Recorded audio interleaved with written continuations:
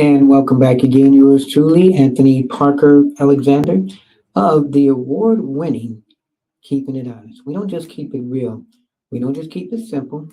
We try to, as usual, keep it honest. And if you've watched this program, I thank you for supporting us. Tell your friends, hit the like button, hit the subscribe button, and also the notification button when you know when we'll have new stuff coming up. So if you watched the show before, if you're new, we try to get both sides of the story, try to get the left side, try to get the right side. And at the end, hopefully, you will decide. But we will give you the truth.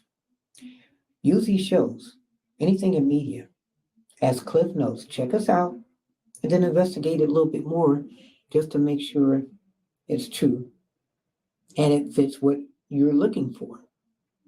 So you know me a little bit, background mainstream media. Now I'm doing the streaming, and I am hard on media because journalists, true journalists who are out there in the media, whether it's mainstream or streaming, get the facts.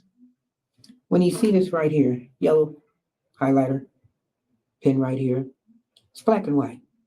But unfortunately, in today's society, it's not what it looks like, even though it is. You can tell somebody, hey, he's got a blue shirt on, but some people may see it as dark blue and not just blue. So when you do get information, investigate it more. And you know what? We've been doing these shows, having a lot of fun. Some of them are so intense. And we thank you for supporting us. You can go to our Patreon page, and it's kind of like a PBS program where you give funds to help support what we do. And if you looked at some of our shows, you know we put a lot of work into it. So this one's no exception. And me, this was a last minute thing. I am so much into what journalism really is supposed to be for me, because I am a journalist with backgrounds in journalism, that I try to make sure that I get all the information out there. And sometimes it's so serious. It's like, okay, well, you know what? Let's take a break. So one of the things I like that they do every year is the White House. They have this White House Correspondents' Dinner. And what it is, it's journalists from all over the world and also White House journalists who they're the ones that ask the president questions. And sometimes those questions are hard hitting. But once a year, the journalists get together with the mainstream media and they joke, Democrats, Republicans, and some of these jokes are so far fetched that you would think, wow, it's kind of like roasting.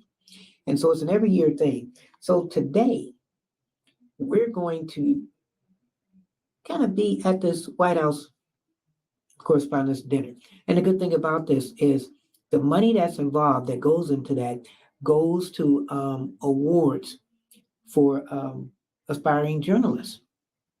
So this is really great. So even though the journalists, have their good and bad with the president and some politicians, when they get together in this room, it's kind of all about family. Kind of uncomfortable, kind of funny, um, but they do it because they're giving money to help future journalists. Because you have mainstream media and you have streaming, and we tend to listen to everybody on streaming thinking that they're an authority.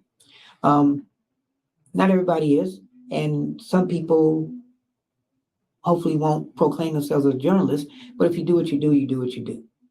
Um, but when you are a journalist, then you have to be on higher standards as far as giving out news. So, news, serious business. But we're going to sit back, we're going to relax, we're going to enjoy. And on this show, we're going to have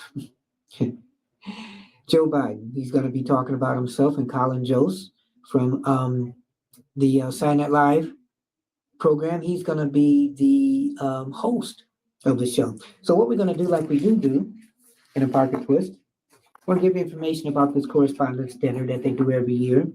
And we're going to give you the history of this and some of the hosts that have done this over the years and some of the things that have happened because of that, and also some of the presidents. And then we're going to do our own little news update. our keeping it honest update. We don't just keep it real. We don't just keep it simple. We keep it honest. And another reason that I want to do this is the lady that's the president of the White House Correspondent Association. Her name is Kelly O'Donnell. And the interesting thing about this is because she used to live in the same city that I lived in and live. She's the president. Kelly O'Donnell, you know her probably from NBC News, and now she's the president, besides doing NBC News, the White House Correspondents Association. So this is an organization of journalists who cover the White House and the president of the United States. So, you see sometimes there are cantankerous kind of questions and answers between the press secretary and the White House reporters. But like I said, once a year, they get together and they have fun. So this was founded on February 25th, 1914 by journalists in response to an unfounded rumor that a United States congressional committee would select which journalists could attend press conferences of President Woodrow Wilson. And this makes me think too, President Obama, he would also pick reporters. Back in the olden days, the reporters would raise their hand up and then the president would pick on them, not knowing their name too much. But when Obama got in office, he kind of looked at a sheet of paper and said, okay, Bill, what's your question? So it got to the point where I think that the press, they weren't able to ask questions like they wanted to. They say they operate independently of the White House, and it's kind of hard to get in there. So when you're a White House press reporter, it's a big deal. So except for Donald Trump, every president has attended at least one of these events, beginning with Calvin Coolidge in 1924. Wow. So we're going to be reading some news about some of this stuff and also going to the, it's kind of funny, the press roasting event, and even the president will roast some of the reporters and some of the hosts. Interesting thing about this White House dinner, it was only open to men up until 1962, even though its membership included women. So for years it included women, but they wouldn't let women come until 1962. President John F. Kennedy refused to attend the dinner unless the ban on women was dropped. Wow. And there was a lady by the name of Helen Thomas. She's an old lady, been around for years. I don't know if she's still doing reporting, but she's the one that kind of opened up the door for women to come to this. So the annual dinner back then featured singing between the courses, a homemade movie, and an hour-long post-dinner show with big-name performers. Since 1983, the featured speaker has usually been a comedian, with the dinner taking on the form of a comedy roast. So they have a dinner, they eat, and then they do a little bit of comedy. So, President Biden's been taking little hits now because he said he's going to debate, or he wants to debate Donald Trump. So if you think that it's going to be funny between Joe Biden and Donald Trump, wait until you get a load of this. You need to get in contact with me. Leave a voicemail. Telephone number is 216-702-3718, 216-702-3718. And you text me too. Email me, parkerman2011 at gmail.com, parkerman2011 at gmail.com. So sit back, relax, and in between, I'm going to be saying some things. I'm going to give you history of this dinner, kind of different with Parker Twist. We're going to talk about some of the controversies that this dinner has had every year. We're going to have Colin Jost on, who's going to give his roasting of Joe Biden. And then we're going to, coming up now, have Joe Biden. Wow, this is going to be interesting. Where he roasts himself and everybody. Coming up right now. Just give a hand, I guess. And you won't know, with me, some people want to know what I'm left, right, Democrat, Republican. if I'm biased in any way. That's what I like about this dinner. They just go after everybody. My kind of dinner. So we have not heard or seen any of this. So let's make sure and pray that everything is family friendly as we welcome President Joe Biden.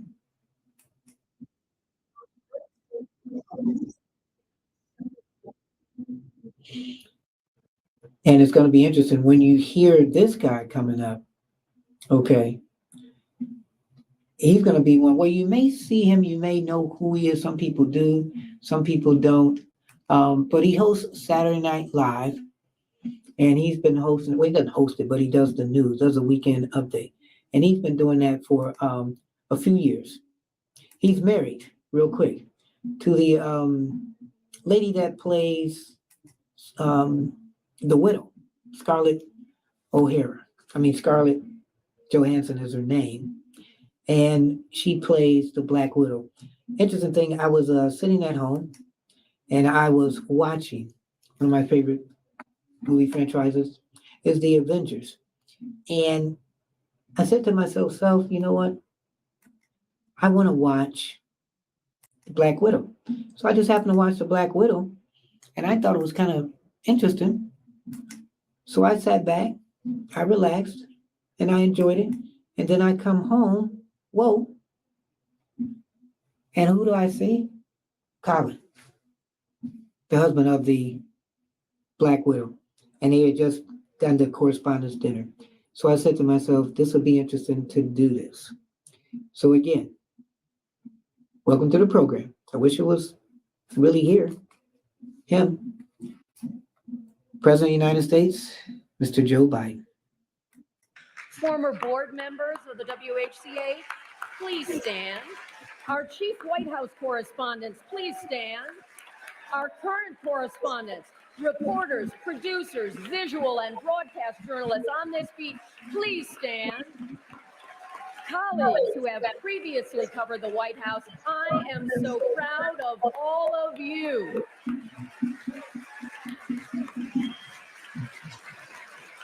And I'm proud of her, Kelly Join O'Donnell. me in a tradition where we show our respect for the office we cover. On this night, a toast to the First Amendment and to the President. Mr. President. And now, I get to say words those Irish grandparents and my mom and dad never thought were possible. I'm honored to welcome the 46th President of the United States, Joe Biden. And no matter what you think of him, he is the President of the United States. Democrat, Republican, maybe one day independent, but let's give him the respect that he deserves. Thank you, thank you, thank you. If you think your Irish grandparents are wondering, my great-great-grandparents came here in 1846 and went, what in the hell's going on? I want to thank you for the warm welcome, but please, not so loud. Donald was listening. Sleepy Don. I kind of like that. I may use that again. Kelly O'Donnell, President of the White House Correspondents Association, thank you for having me. But Kelly O, let's be honest, you're way too young to be president.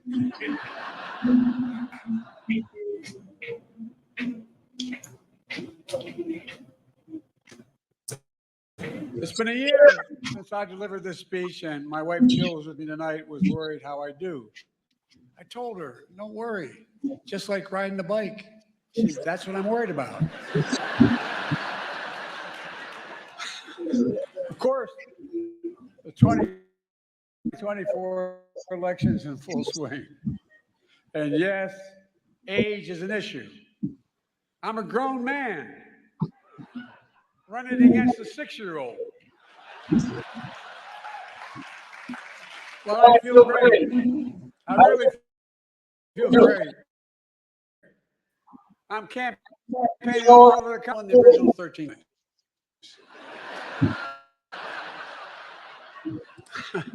And speaking of history, did you hear what Donald just said about the major Civil War battle? Quote, Gettysburg. Wow.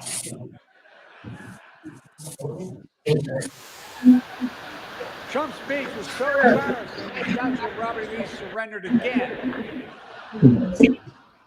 But look,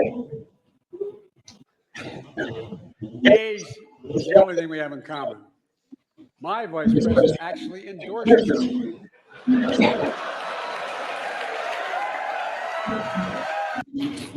Now I told you, some of these jokes are gonna be on the hard side.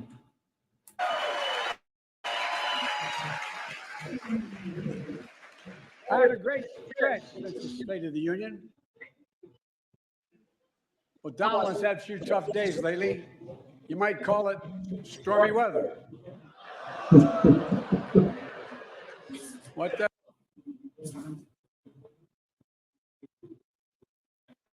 hell? Trump's so desperate he started reading those Bibles he's selling. Then he got to the first commandment. You shall have no other gods before me. That's when he put it down and said, this book's not for me. Look, being here is a reminder that folks think what's going on in Congress is political theater. That's not true. If Congress were theater, they'd have thrown out Lauren Boebert a long time ago.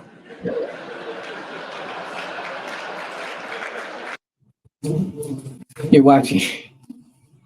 Keeping it honest with yours truly, Anthony Parker, the White House Correspondent Dinner. It is President Joe Biden speaking right now. So this dinner, it funds scholarships for gifted students in college journalism programs. So it does help a lot of people. So the stories of the future, really, these journalists are in these classes and are getting these grants now to be the journalists of the future to cover those stories. So many annual dinners have been canceled or downsized due to deaths or political events. The dinner was canceled in 1930 due to the death of former President William Howard Taft in 1942, following the United States entry into World War II, and in 1951 over what President Harry S. Truman called the uncertainty of the world situation. During his presidency, Donald Trump did not attend twice. I remember that. He really didn't want to come. So this dinner over the years has been criticized as an example of coziness between the White House and some of the reporters. You see some reporters there and they're cozying up with some of the politicians. So then how do you write hard-hitting stories? Because once everybody wants to take a picture with somebody. Other people have talked about the scholarship money. Where has it gone? And that this organization has grown more Hollywood because you see so many celebrities at these events now, besides some of the politicians. So the time where people really thought it got in Hollywood was in the Obama era, because if you remember the Obama era, it was like really a Camelot kind of thing. And that was in the mid 2000s. And then when Donald Trump got in office, it became more of reporters to politicians, because the politicians didn't want to even answer any of the reporters'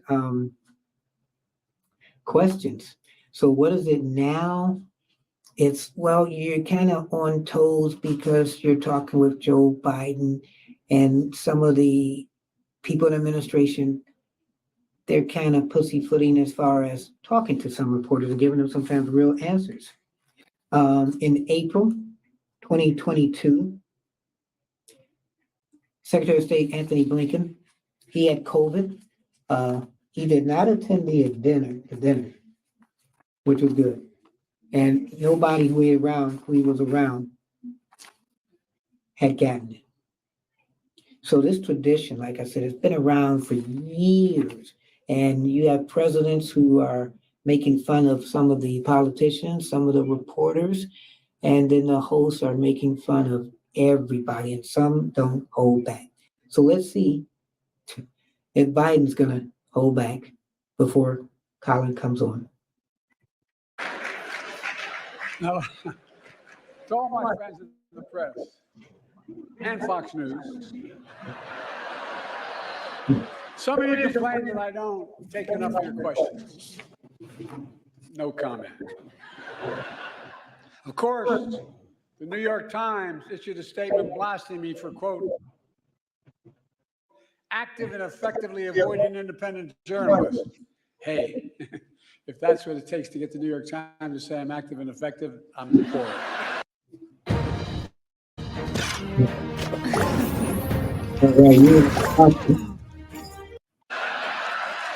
It's okay. I'm behind higher standards.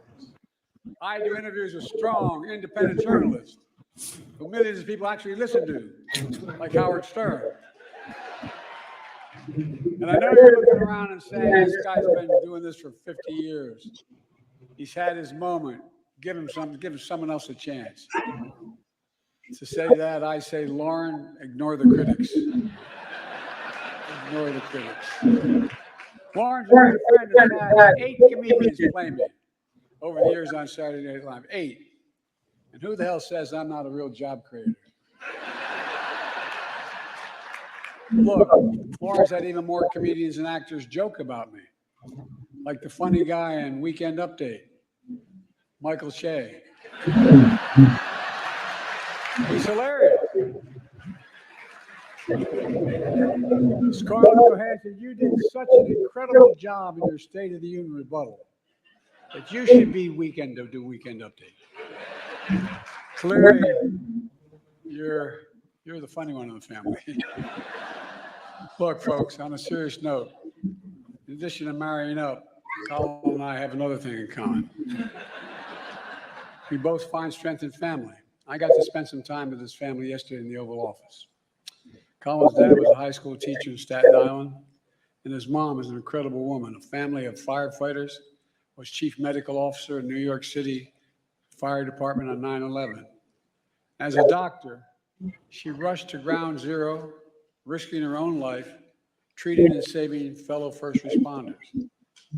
Rushing into danger for others is my definition of patriotism and heroism.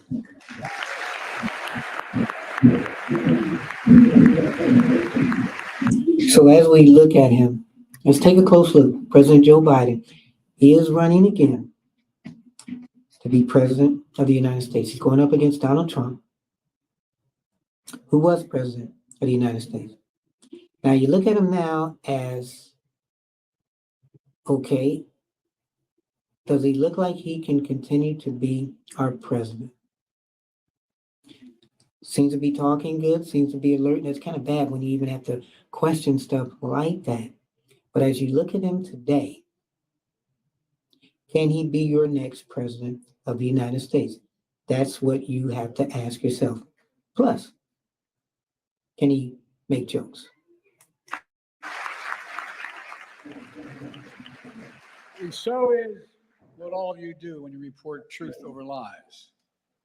That's why I want to close the night with my genuine thanks to the free press. There are some who call you the enemy of the people. That's wrong and it's dangerous. You literally risk your lives doing your job. You do. Covering everything from natural disasters to pandemics to wars and so much more. And some of your colleagues have given their lives. And many have suffered grievous injuries. Other reporters have lost their freedom. Journalism is clearly not a crime, not here, not there, not anywhere in the world.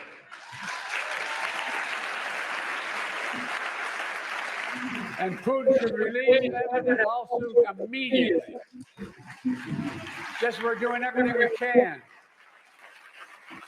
We're doing everything we can to bring home journalists, fellow journalists, Austin, and all Americans like Paul Whelan, who wrongfully detained all around the world. And I give you my orders to Biden. We're not going to give up until we get them home. All of them. All of them.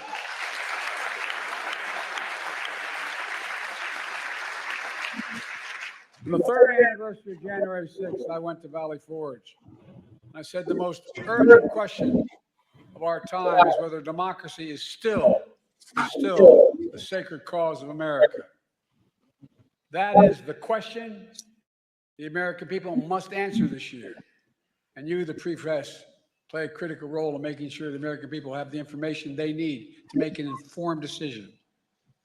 The defeated former president has made no secret of his attack on our democracy. He said he wants to be a dictator on day one, and so much more. He tells supporters he is for revenge and retribution. When in God's name have you ever heard of another president say something like that? And he promised a bloodbath when he loses again. So technically, where it was kind of funny, now it's being serious. It's kind of like a campaign to let people know, hey, you know what? We're not really talking about me running. We're talking about who wants to run and how this world can become. So we're going to lighten it up again in a little bit, but he's about to close it. We have to take this seriously. 8 years ago, you could have written off it as just Trump talk, but no longer, not after January 6th. I'm sincerely not asking of you to take sides, but asking you to rise up to the seriousness of the moment. Move past the horse race numbers and the gotcha moments and the distractions, the sideshows that have come to dominate and sensationalize our politics. And focus on what's actually at stake. And I think in your hearts you know what's at stake. The stakes couldn't be higher. Every single one of us has a role to play, a serious role to play, making sure democracy endures, American democracy. I have my role, but in all due respect, so do you. In the age of disinformation, credible information that people can trust is more important than ever. And that makes you, and I mean this from the bottom of my heart, makes you more important than ever. So tonight, I'd like to make a toast to a free press, to an informed citizenry, to an America where freedom and democracy endure. God bless America.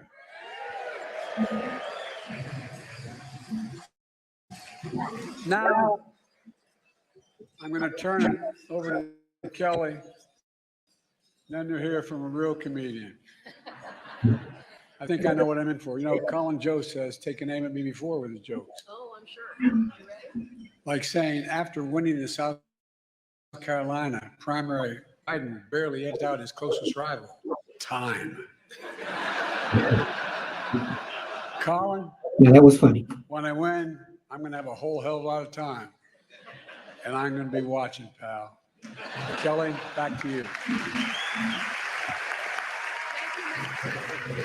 And there we go. Wow. Thank you. So what do you think so far?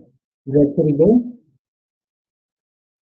Was it something that you said, hey, man, I really like that? He was funny? Or was it something where you said, I still want to vote for Trump? So correspondence dinner. They do it every year. You're watching. Keeping it honest. We don't just keep it real. We don't just keep it simple. We keep it honest. Telephone number is 216-702-3718, 216-702-3718. You can text me, leave a voicemail. Email address, parkerman2011@gmail.com, parkerman2011@gmail.com. What do you think so far of this correspondence dinner? And like I said before, we're given a history, and journalists, okay, my background's in journalists, we try to tell the stories that maybe people don't want to tell or can't tell. You have your journalists in mainstream that they want to be better journalists, but because of the politics, they can't get out the stories they want. So some of them jump to streaming, and they become even stronger. But then some go to streaming and they start stinking, where pretty much the guardrails are off and they don't know which way to go. As a journalist, you still should be able to go. It's like on a highway. and you're going on a curve. You ever been on a curve? And you go on a curve and you see the guardrails, and you can drive, or you see that there's no guardrails, but yet you still drive. A true journalist is one that can put out the truth, whether they're in mainstream or streaming, because you can tell so many stories. And if you think about it, some of the most famous stories that have been told to help people have been because of journalists, and also small newspapers. We look at that. And now some streaming shows, which are telling stories that people didn't know about. So if you're really into it to make a difference, be true to yourself. And there you go. So this is interesting.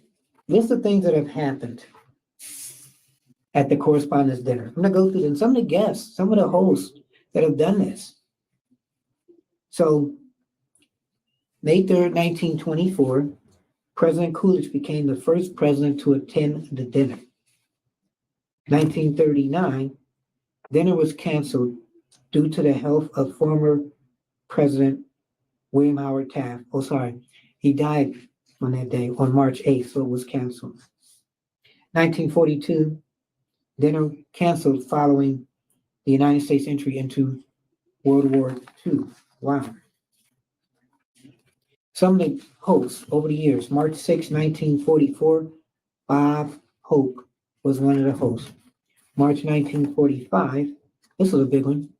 Frank Sinatra, Danny Thomas, Jimmy Durante, Fanny Bruce, Danny Kaye, and Gary Moore. For some of the older people, that's a headline status. That was March 1945. March 23rd, 1946, Ed Sullivan.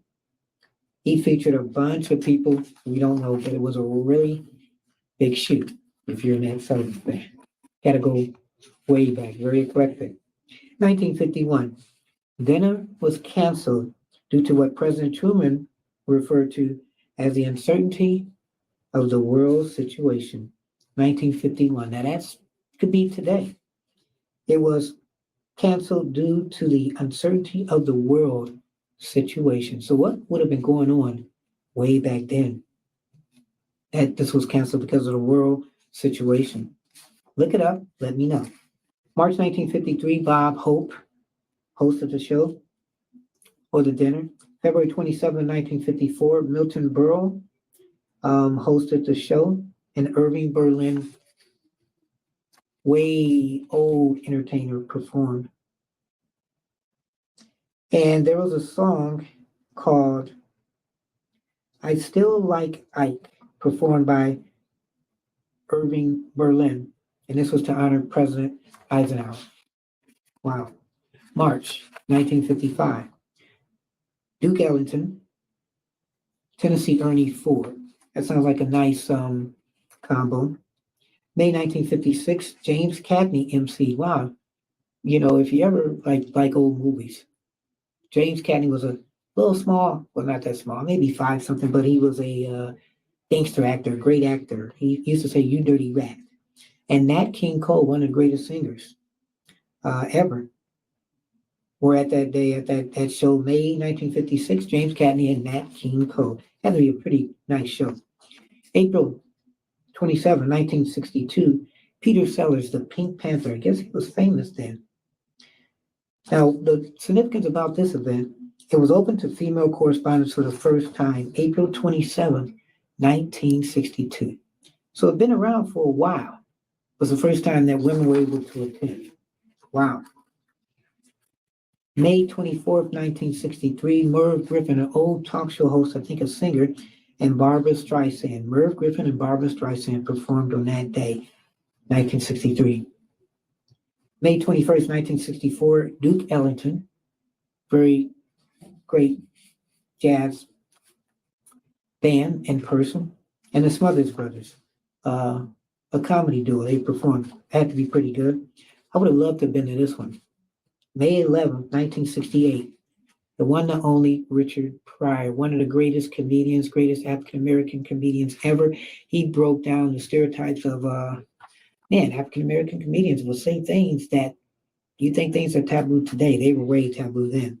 March 11th, 1968, Richard Pryor was the host. Wow. I mean, May 2nd, 1970, George Carlin, the guy that I guess he was known for doing an album about cuss words. I think the cuss words you couldn't say, I forgot the exact title, but he had an album, again, one of the greatest, and he was a conceptual comedian. He would make people think when he did his comedy. So May 8th, 1971, this person reminds you of President Trump. President Nixon was in attendance. He later described the dinner as probably the worst of this type that I have ever attended. I am not a crook, he says. He called the attendees a drunken group, crude, and terribly cruel. Now, that was 1971, and he eventually resigned. 1972, President Nixon declined to attend and sent his wife, Pat Nixon, in his place, probably because he was upset about the previous year. Who does that remind you of? May 4th, 1974, Nixon again declined to attend. Wow, so he came the first time, the next two times he didn't come. Vice President Ford came in his place. May 3rd, 1975, Danny Thomas and his daughter, Marla Thomas, hosted the show. May 1st, 1976, Bob Hope emceed and Chevy Chase performed. And President Ford was president at the time, so when he rose to speak, he pretended to fumble and fall, just like Chevy Chase did. Chevy Chase used to be one of the hottest hosts on Saturday Night Live, and he was known for acting like President Ford by tripping. April 29th, 1978, President Carter declined to attend, sending, that's interesting, Press Secretary Jody Powell in his place. I wonder why he decided not to attend. He seemed like a very down-home country president. If you notice, he passed away, and he was very old too. But he was known as a one-term president. Wasn't respected as president, but after he finished his term, he pretty much was a renowned speaker. He did Habitat for Humanities, did a lot of great things. Him and his wife, Rosalind, and may not had a good term as president, but had a even better term as just a life servant. Wow. So they had all these comedians for all those years, but in April 23rd, 1983, Mark Russell, he wasn't a stand-up. He was I think a politician or a straight talker. So they didn't have any comedy. 1984, comedian Rich Little, one of the greatest comedians of all time, hosted the show. Mort Saul and some people in older generations, he hosted the show in 1985, said he was a great comedian. Dick Cavett, well-known talk show host, hosted the show in 1986. 1987, this guy is still around, man, Jay Leno. 1988, April 21st, Yurkov Smirnoff, he was I want to say a Russian comedian, hosted the show. 1989, Jim Morrissey, Gary Shanley made a surprise appearance there.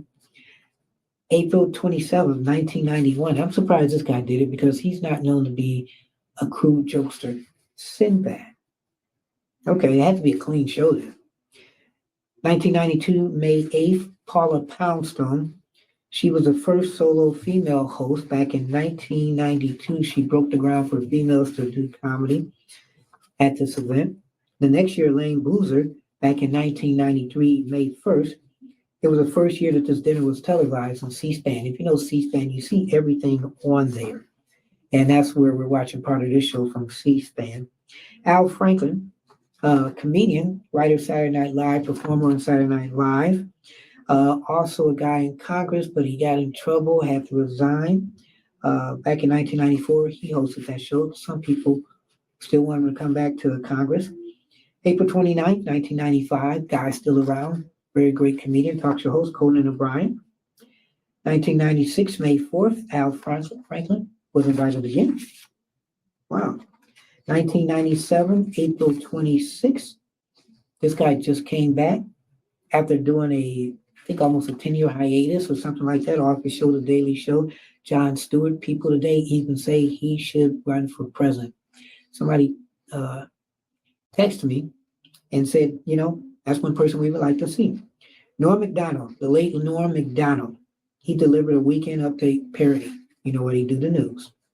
Everybody Loves Raymond, they did in 1998, where he was the host and MC, April 25th. This one kind of surprises me. I can't really believe this. Aretha Franklin, 1999, May 1st. Now, she was chosen because the recent impeachment of President Clinton caused tension all over. So they decided to get her. And I wonder, did she get any RESPECT? Because that is what it means to me. So before we go into the 2000s, let you know you're watching Keeping It Honest. If yours truly, Anthony Parker, we don't keep it simple. We don't keep it real. We keep it honest. And we're doing a light take on some of the things here on this show. We're talking about the White House Correspondents' Dinner, and we're talking about, man, Democrats, Republicans, Independents, Green Party, Blue Party, Black Party, everybody gets together and they, for one night, they joke and they have some fun. Comments, questions, critiques. Let me know. You want me to do more of the serious stuff? You want me to do some of the funny stuff? Let me know. You know how to reach me? You know my telephone number? You know my email address? Oh, yeah. Please do not forget to hit the like and share button. Speaking of sharing, we're about to go now. And you probably said, boy, it's about time. To the MC of the show. You know him, you love him, you just can't get enough of him. I guess you may not know the guy a lot, but he does weekend update on Saturday Night Live. Been doing it for years. He's married to the Scarlet Witch, um, Johansson, and he's a smooth kind of guy. So I have not watched any of this. Let me know what you think too. So we're watching this together, and this is the Correspondents' Dinner as they introduce Mr. Colin Jost. Are you ready? Are you ready? It is my thrill to welcome Colin Jost.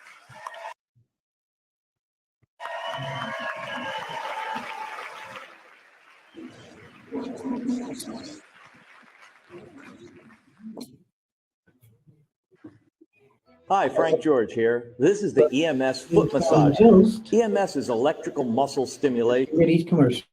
Whew. Thank you, everyone. Hello. That was hard-hitting journalism you saw in The Owl. I didn't know you were going to show photos of me from high school. Yeah, it's not really fair. You can't do it for President Biden because the technology wasn't invented when he was in high school. It's not really fair.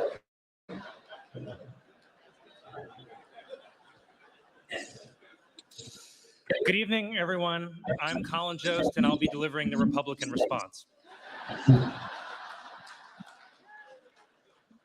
I'll be honest with you, I don't have a lot of time. I need to get back to New York because I'm juror number 5 on a big trial.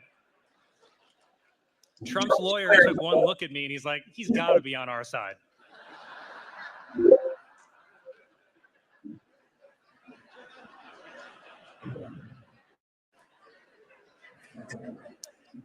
Thank you, Kelly, for that very kind introduction. Mr. President, Dr. Biden, Vice President Harris, Doug.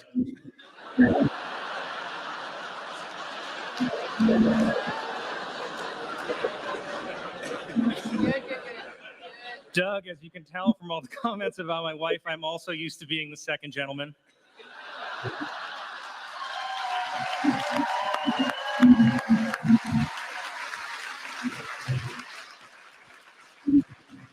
And I am honored to be here hosting what is, according to swing state polls, the final White House Correspondents' Dinner.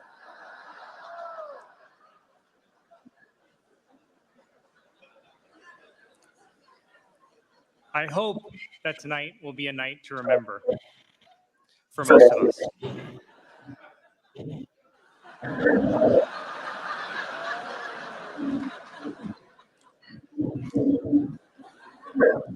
I was excited to be up here on stage with President Biden tonight, mostly to see if I could figure out where Obama was pulling the strings from.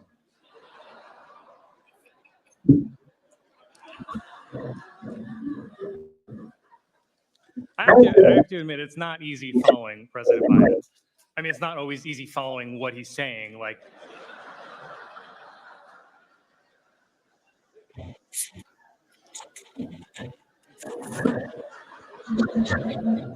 but before I begin tonight, can we just acknowledge how refreshing it is to see a president of the United States at an event that doesn't begin with a bailiff saying all rise?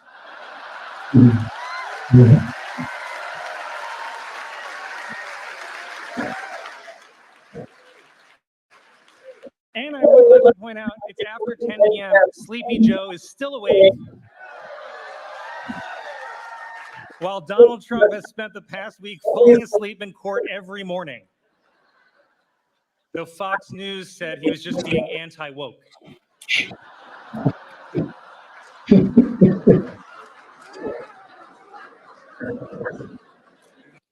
Now that one was funny.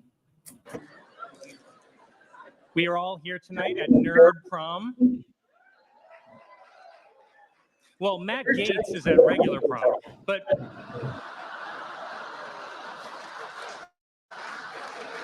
Ouch. I actually thought I saw Matt Gaetz here tonight, but it was actually just my own reflection in a spoon.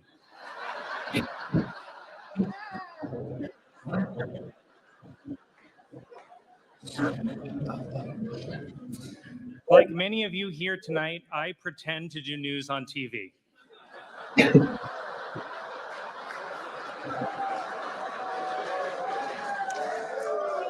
My Let me know if you're getting these. Weekend Update co-anchor Michael Che was going to join me here tonight, but in solidarity with President Biden, I decided to lose all my Black support.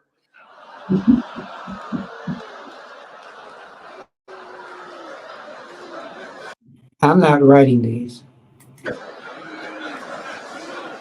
Che told me to say that, and I'm just realizing I was set up.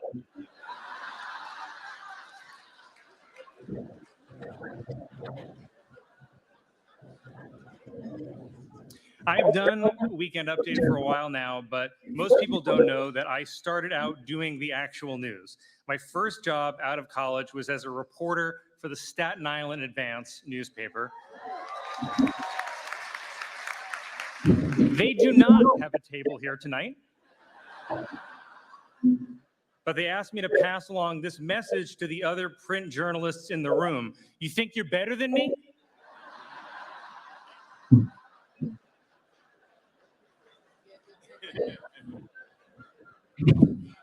By the way, I want to point out, when I worked at the Staten Island Advance, we had a daily circulation of 100,000.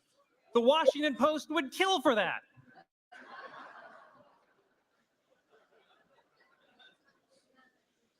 So as a former aspiring journalist, I want to genuinely congratulate all the award winners here tonight.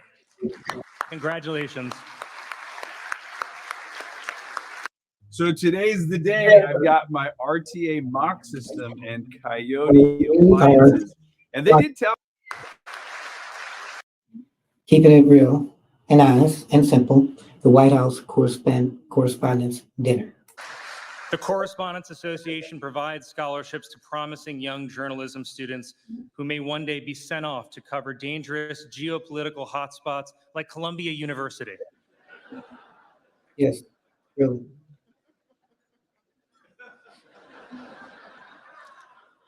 Tonight, this event is being televised live on C-SPAN. Woo! And if you're at home watching C-SPAN on a Saturday night, I hope they find your body soon.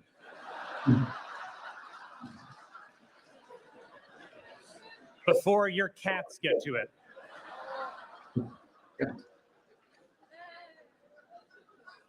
There are so many incredible news organizations here tonight. Also, a few credible ones. The Washington Post is here. Washington Post. They were the ones taking your coats at the door. Please be sure to tip. Okay.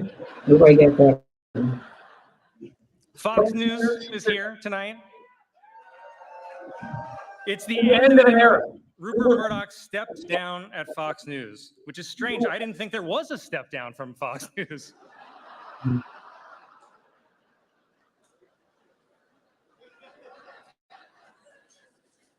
Trump Media is here. Trump Media, not at a table, just screaming loudly in the corner to no one. Wordle is here tonight. Never heard of Sorry, I meant the New York Times. I forgot they do stuff in addition to puzzles. I have to say, it's not a great sign when the only thing keeping a print media company alive are games people play on their phones. Too chilling for you guys? Room just froze faster than Mitch McConnell. All right. And I have to say apologies to the Times, but as a Staten Islander, I still get all my news from the New York Post. Thank you. The only paper where the front page always has the same 200-point font, whether the headline is World War III to start tomorrow or Central Park Owl dead in building collision. Some things you have to really understand. Let's say the writer. The New York Post is like having the New York Times summarized for you by a crackhead.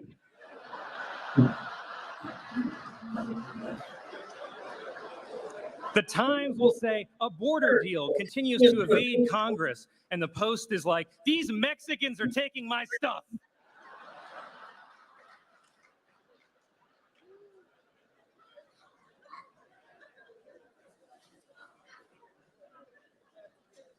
There are so many incredible individuals here tonight. Laura Trump is here tonight. Okay, I got one woo. She recently released a cover of the song I Won't Back Down. Upon hearing it, Tom Petty died again. I can't believe I'm saying this to a member of the Trump family, but maybe stick to politics? Take a break. Let me know. Senator Bernie Sanders is here because he's not the type to pass up a free hot meal. And in general, there are so many hardworking, influential senators and congresspeople here tonight. And I just want to say, on behalf of everyone I know, stop emailing us. Stop it. We get it. Democracy is on the line. And your plan to save it is to flood our inboxes like your Crate and Barrel.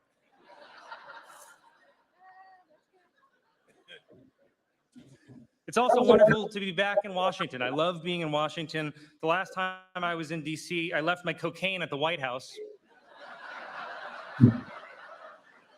Luckily, the president was able to put it to good use for his State of the Union.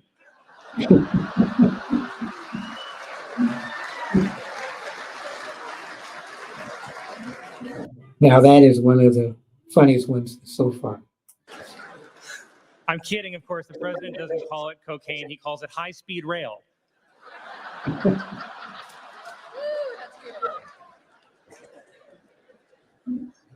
By the way, can you blame the guy for turning to cocaine? He must be exhausted, orchestrating 4 separate trials against his rival, rigging the Super Bowl, and gearing up to steal a second election. Wow.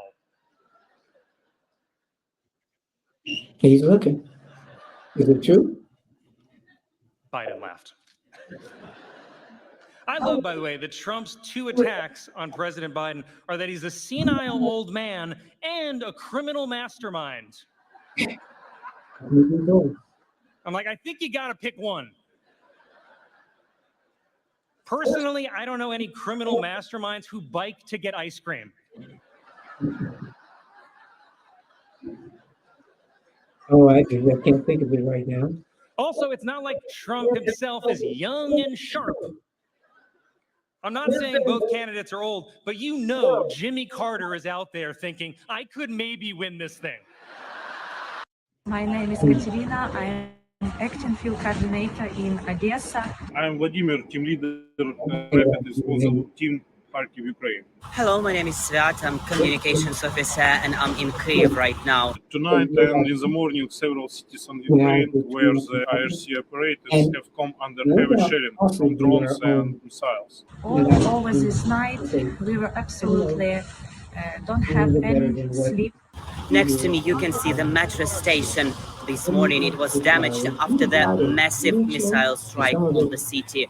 Thousands of people were seeking safety underground when attack happened. Tragically, now we have 20 people that were killed and more than 100 are injured, and among them there are children. At the moment, our primary focus to provide effective locals with financial assistance as their homes have. 8. And give me a call. Let me know what you think. And now let's go back.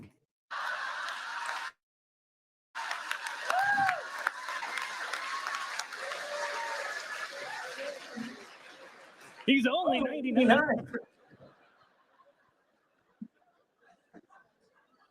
There is an election. There's an election 6 extremely long months from now. So let me see if I can summarize where this race stands at this moment. The Republican candidate for president owes $500 million in fines for bank fraud and is currently spending his days farting himself awake during a porn star hush money trial, and the race is tied?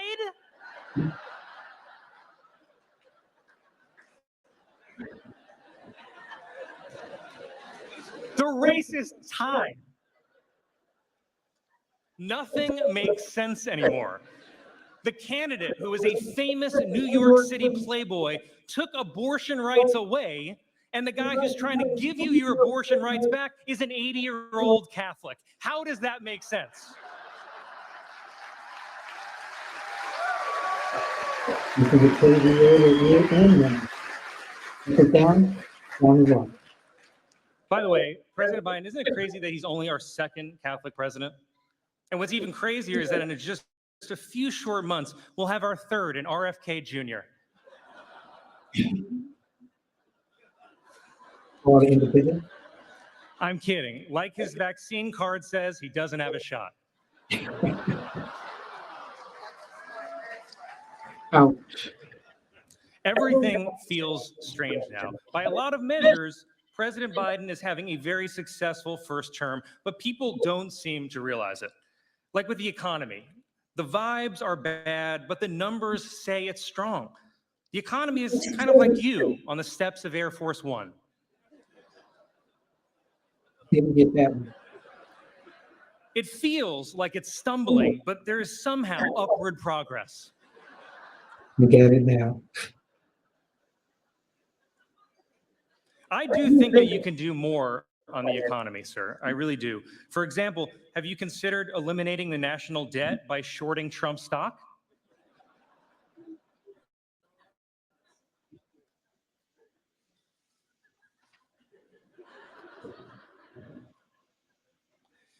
People keep asking if our lives are better than they were 4 years ago. Of course they are. 4 years ago, we didn't have online sports gambling. What more do you need? By the way, that's probably what's keeping the economy afloat. Online gambling and Taylor Swift. Without those, we'd be in a recession right now. The problem is people are always going to compare your first term to Obama's. But I think there are actually a lot of positive similarities. You both made big strides in healthcare. Obama got us out of a recession. You got us out of a pandemic. Obama got bin Laden. You got OJ. And OJ.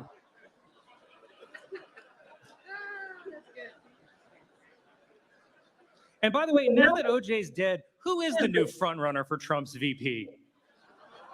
Oof. Is it Diddy? Ooh, not good. By the way, I bet if Trump did select Diddy as his running mate, I bet this race would still be tied. Look at this audience. I think even some Democrats say that they are underwhelmed, but I think they're just not living in reality. Manage your expectations, people. It's like tonight. Sure, we all wish we were at the Waldorf right now, but we're at the Washington Hilton. And we have to make the best of it. Just be happy you're not at the airport Hilton.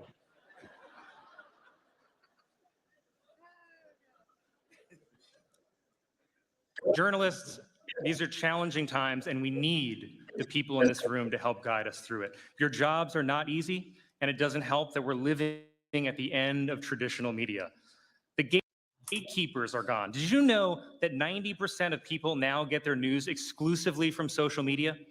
And that must be true because I saw it in a random guy's TikTok. So it is interesting. A lot of people now, especially these days, they get a lot of information off their phones. You look on those phones, I'm looking for my phone now. Of course, now I can't find my phone. And we get all of our information off these phones. You still can be journalists because the one good thing I like about on the phones, you can find out the information and research it. You still go to the library, which I do, but the phones, the internet, it makes everything so quicker, so convenient. But anything used in the right way will work. Anything used in the wrong way will work. A car gets us around, that's good. A car, when we're drinking, doesn't get us around. So the things that we have, we should use them to the best of our abilities. And that's what we're doing here. You're watching. Keeping it honest with yours truly, Anthony Parker, Alexander, as we're at the White House Correspondents' Dinner, paying tribute to journalists more than anything, and Colin Jost from Saturday Night Live, and he's emceeing this dinner. Let me know what you think about that so far.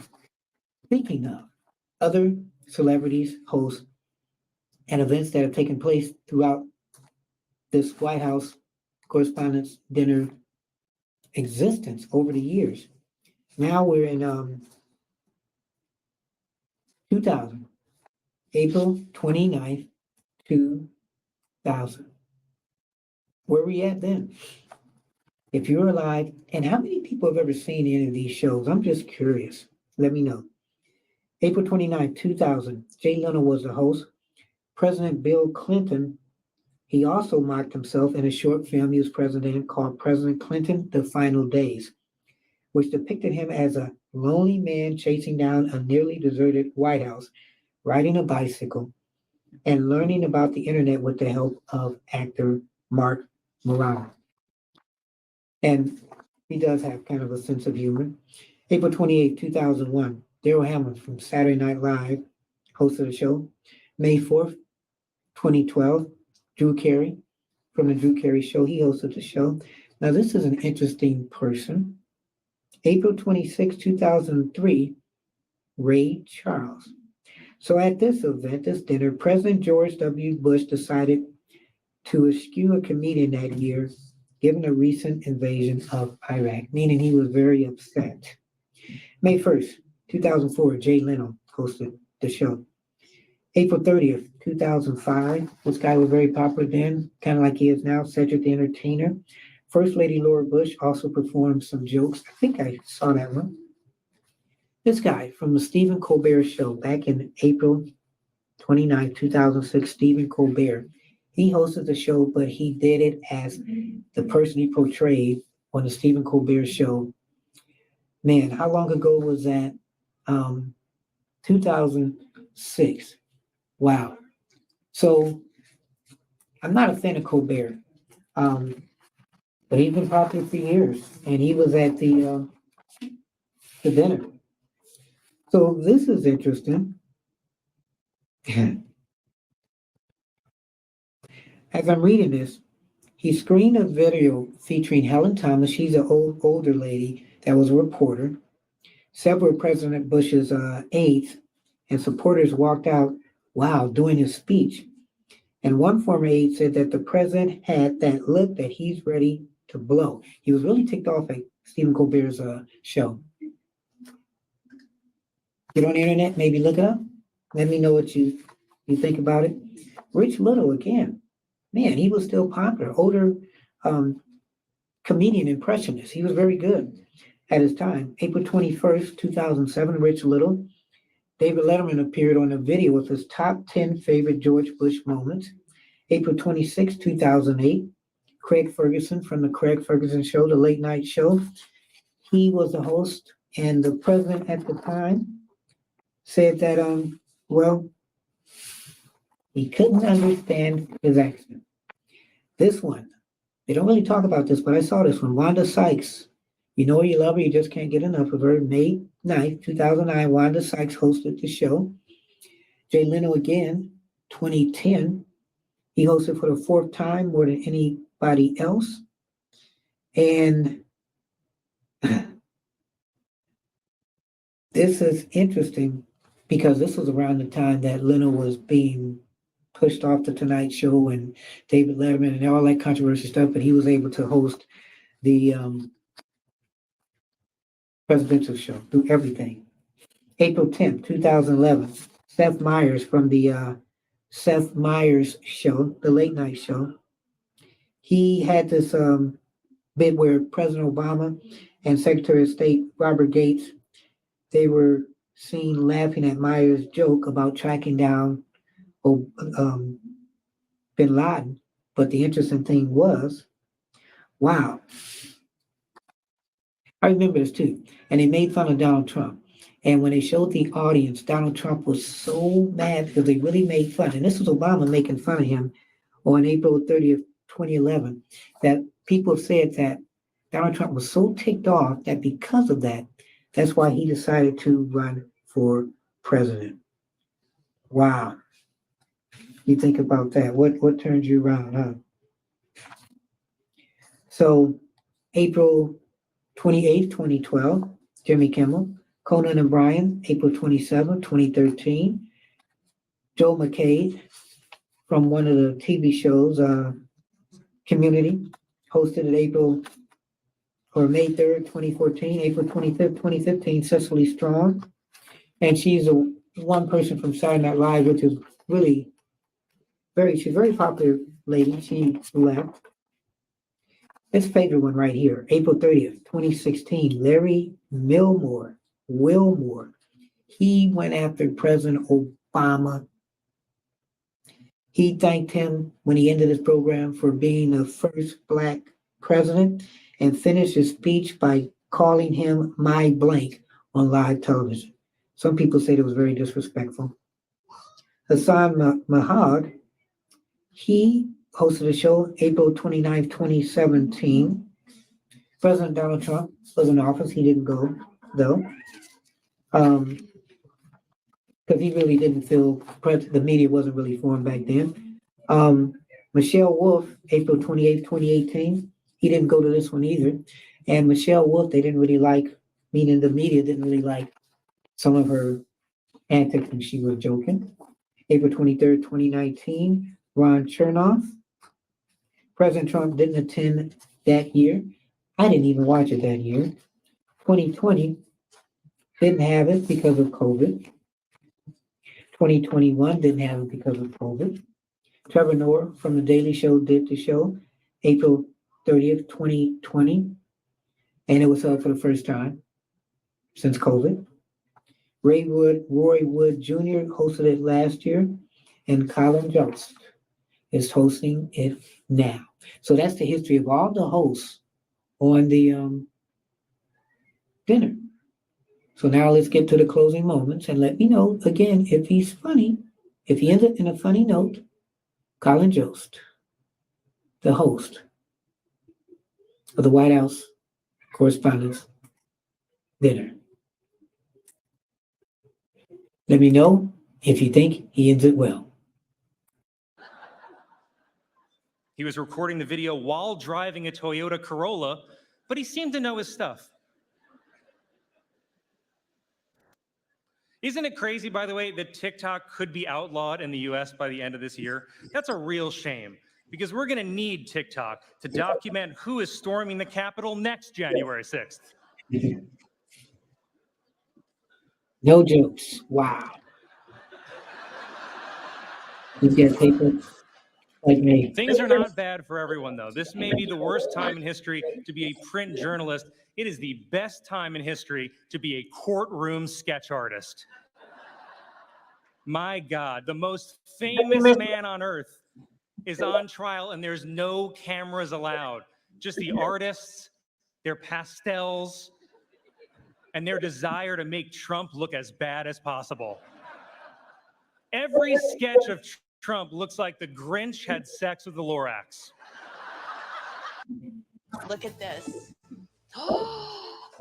Perfect. All right. So, why doesn't every home in the U.S. have brand new windows? The number one reason is not about sunlight or weather or even politics. It's just because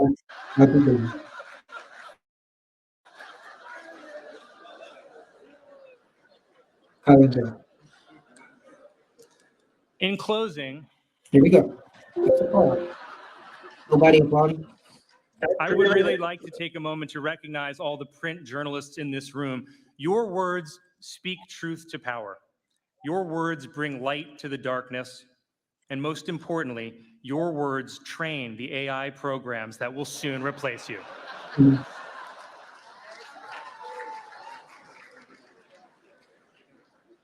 And finally, I wanted to thank my family and I wanted to thank my friends for being here tonight to support me. I want to thank my wife for enduring lots of jokes and for agreeing to individually meet everyone in this room right after the ceremony.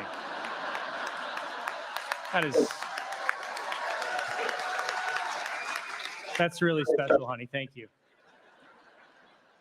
Don't be shy. Come right up. She hates privacy.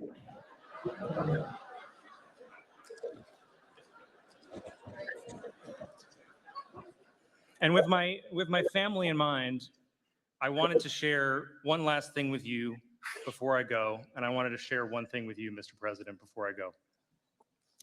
I lost my grandfather this year, as you alluded to, a firefighter, William Kelly. He's the reason that our son's middle name is William. He helped raise me growing up, and I would not be here today without him. My grandpa was a firefighter on Staten Island for 40 years. To make extra money for his family, he was a substitute teacher, and he painted houses. And since it's Staten Island, I should point out it's not like the Scorsese Irishman painting houses.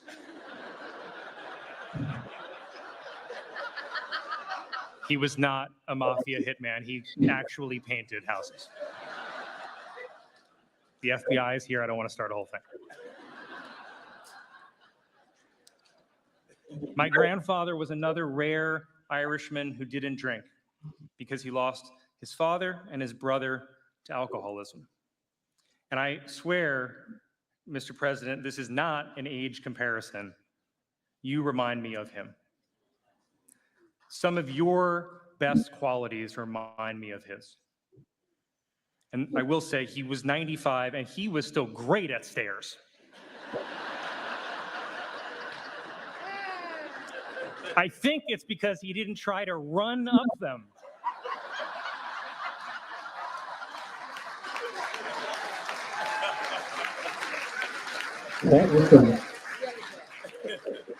But the reason that I bring up my grandfather, and I don't know if you realize, Mr. President, but Staten Island firefighters are not normally your demographic.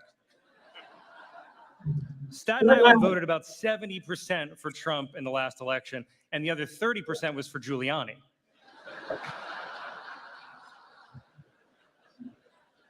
But Staten Island also sided with the British during the Revolutionary War. So we're not always on the right side of history. You remember.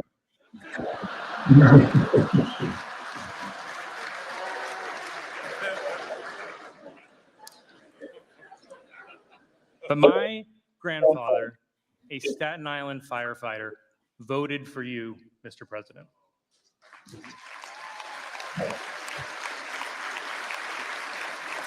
He voted for you in the last election that he ever voted in. I mean, I'm sure someone else will vote twice in this election using his name, but that's just how the Democratic machine works.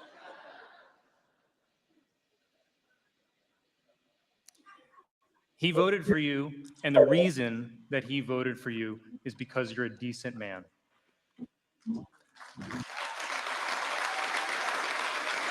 Some people do believe that.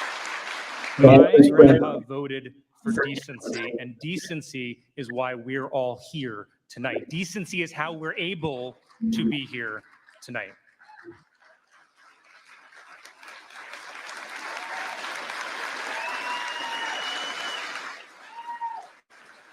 Decency is how we're able to make jokes about each other and one of us doesn't go to prison after. We go to the Newsmax after party. Mhm.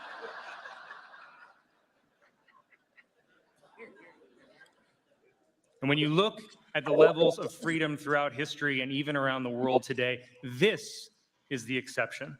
This freedom is incredibly rare, and the journalists in this room help protect that freedom, and we cannot ever take that for granted.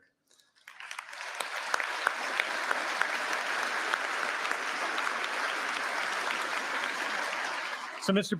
President, I thank you for your decency on behalf of my grandfather, and I thank all of you, almost all of you, for your decency as well. I am very honored and grateful that you invited me here tonight. Thank you and good night. Now, will we have Ellen who hosts the MC of the White House Correspondents' And all of our speakers Dinner. tonight, especially you, Mr. President. Thanks again to our executive producer, Bob Bain, and his excellent team. Thank you to the Washington Hilton. Really, thank you to the Washington Hilton. I am forever grateful to our members and to Comcast, NBC Universal, my home at NBC News. Thank you to our board and good luck, Eugene.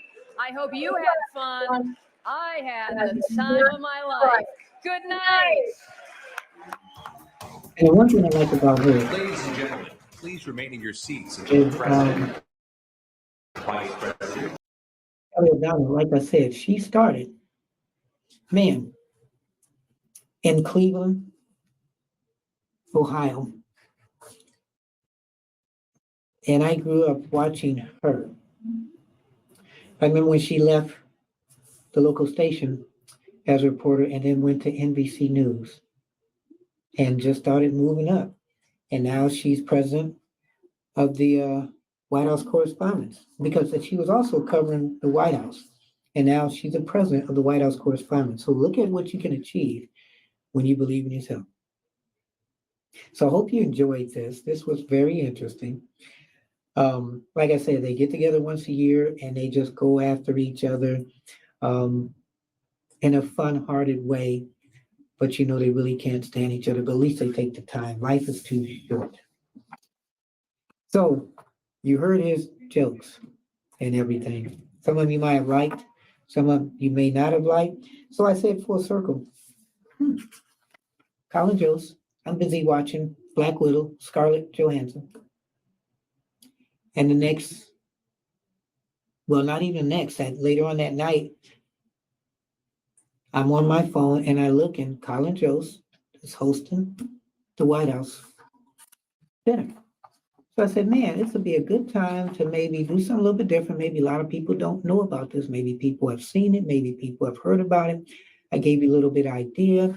Black, white, Republican, Democrat. You can sit, you can listen to all the jokes, and hopefully you won't have to argue with each other. So this is kind of like a family thing because politics and religion, they split up families a lot, and especially politics now.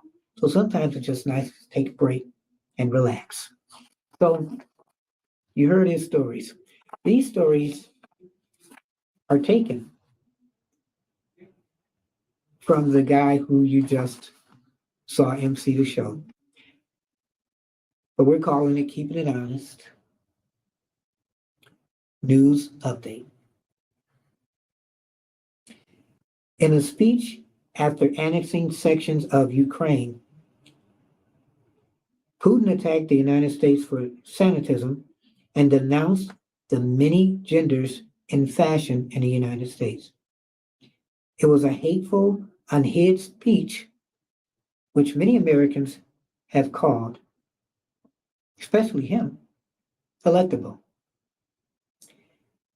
Police in Florida say that multiple shots were fired during a fight outside of a Chuck E. Cheese's, but there were no victims inside located. Maybe check the pizza. A review of studies published by Dr. Oz revealed that his experiences or his experiments that he did killed over 300 dogs, but eventually he got the recipe right. Dr. Oz has refused to comment on the report, though it's possible he couldn't hear the question over the wood chipper. But don't worry, Dr. Oz won everybody back later on that night when he gave a speech in front of Hitler's car. Worse, he then got in the car and backed over a dog. Wow. Tuesday was National Vodka Day. Oh, wait. That's when my relative called. This one's in tribute to Candace Owens. Kanye West's anti-Semitism tweets were condemned by the Black Jewish Entertainment Alliance, or just say Lenny Kravitz. So after West's crazy media post, Elon Musk tweeted, "Talk to ye today and express my concerns about his recent tweet, which I think he took to heart." Well, that settles it. If there's one thing we trust Elon about, it's successfully reading another human being's emotional tweets. That's an interesting one. So Pebbles, who is the world's oldest living dog, died at the age of 23. But it's okay. His owners knew this was coming if they didn't keep him off my yard. The Postal Service announced a new stamp honoring the late Supreme Court Justice Ruth Bader Ginsburg. There's also a stamp that honors Clarence Thomas that says, "Flip me over and start licking." A woman in Delaware won $400,000 after hitting back-to-back lottos in the same day. But the woman says she's still going to keep her day job, forging lottery tickets. Apple is saying that the COVID in China that happened had led to a slowdown in iPhone production. Wow. So I guess the new variant doesn't affect children. I'm just reading them. Last but not least, and this is my favorite one. So this is taken from Colin Jost. He wrote these. Okay. Want to know if these were more funnier than what he has said. Last but not least, drum roll, please. The World Health Organization is changing the name of monkeypox to mpox due to concerns that the original could be considered racist, which I really didn't think about. I really didn't think it was an issue, but now I'm just wondering, what does the N in N95 stand for? So these were written by Colin Jost, like I said, who also was the MC for the dinner, the correspondence dinner, and is also the host of Saturday Live's Weekend Update. Wow. Making fun of the news. Sometimes we have to make fun of the news because if we took some of the serious news for granted or just took it period, we'd have headaches every day. But we should appreciate the journalists and broadcasters, whether they're doing mainstream, whether they're doing streaming, telling the stories. and finding out, man, if I can't do it in mainstream, then let me try to do it in streaming. The role again that you have, the responsibility that you have is very important. And no matter whether you do it and you're doing it for fun or you're doing it for serious, I thank you for doing it because, you guys have made me better and made me want to do what God has given me the talent to do prayerfully, and inform and entertain people. Boy, I sound like David Letterman or somebody retiring or whatever. But I thank you. Let me know what you thought of this show. Telephone number 216-702-3718, 216-702-3718. You can text me. Email parkerman2011@gmail.com, parkerman2011@gmail.com. Hit the share, like button, subscribe, notification. Let me know if there's any stories that you'd like to see. We put it in a Parker twist. Tell your friends. Hopefully, we've given you something maybe that you didn't or couldn't use tonight or today, whenever you're watching this, but just something to say, that was interesting. Or maybe something to say, you know what, that's not his wheelhouse, stick to what you know. I'm okay with that too. So we don't just try to keep it simple. We don't just try to keep it real. We keep it honest. I'm Anthony Parker Alexander. Keep your head up, never look down, always believe in yourself, and therein will lie your answer. God bless.